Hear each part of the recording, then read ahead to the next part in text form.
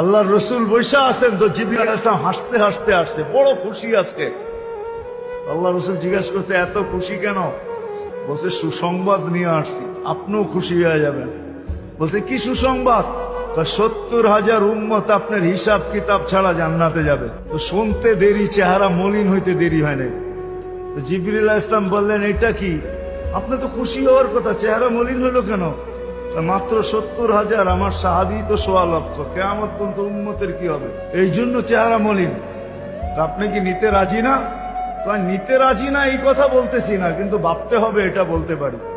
Viva দেখি নিব কি নিব না। তো পাশে উমর রাদিয়াল্লাহু তাআলা আনহু বসা, বলছে উমর নিব 70,000, বিনা হিসাব কিতাবে জান্নাতে যাবে। যেমন উস্তাদ তেমনই তো ছাত্র হয়।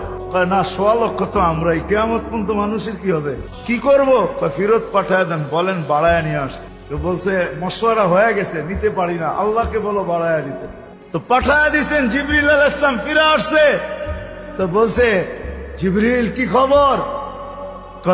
আল্লাহ বলতেছেন বাড়ানো যাবে না, আপনাকেও নারাজ করা যাবে না। আল্লাহ পদ্ধতি দিয়া দিছেন, বন্ধু বাড়ানো যাবে না কিন্তু আপনাকেও নারাজ করা যাবে না। পদ্ধতি 70,000-এর প্রত্যেক ব্যক্তি 70,000 হাতে ধরা জান্নাতে নিয়ে যাবে।